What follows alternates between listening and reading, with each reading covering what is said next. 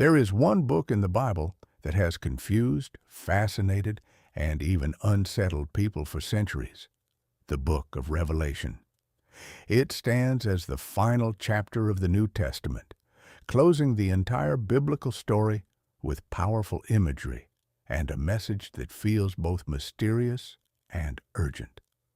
Unlike other books, Revelation is not written as history or poetry. It is a vision, something seen and experienced. And its focus is different. It doesn't just look at the past or present. It points forward, asking a serious question.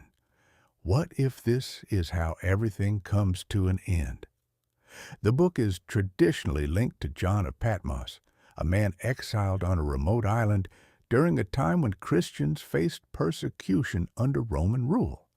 In isolation, John receives a vision and is told to write it down, not for himself, but for others who were struggling to hold on to their faith. Revelation begins with a striking vision of Christ, full of authority and power. Then come messages to 7 churches, each addressing their strengths and weaknesses. Some are encouraged to stay strong, while others are warned to change.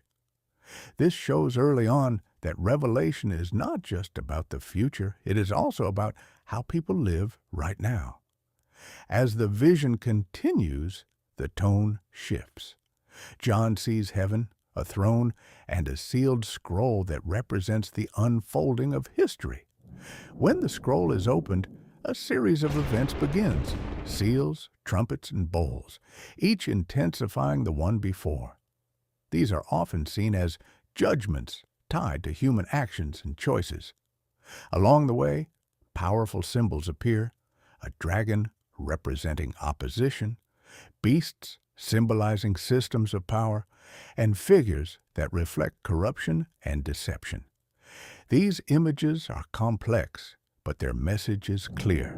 There is a deep conflict between truth and falsehood, between right and wrong. As the story builds, it moves toward a moment of final judgment, where actions are brought into account. But this is not the end. The vision then shifts to something new: a new heaven, a new earth, and a restored world often called the New Jerusalem. This ending brings the Bible full circle. What began in Genesis with creation and loss ends in Revelation with restoration. What was broken is made whole again. In the final chapter, the message becomes direct. The vision is not meant to be hidden. It is meant to be read and understood. People are reminded that they will continue in the direction they choose. Responsibility is personal. Then comes a promise, a return, not explained in detail, but stated with certainty. Alongside it is both an invitation and a warning, an open call to anyone willing to respond, and a reminder not to distort the message. The Bible closes not with fear, but with clarity, a promise, a choice, and a message of grace. And it leaves one lasting question: if a moment of truth were to come, would you recognize it in time? If you enjoyed this video, don't forget to drop a comment below. I'd love to hear your thoughts. Share this with someone who needs to see it, and hit subscribe so you never miss more videos like this.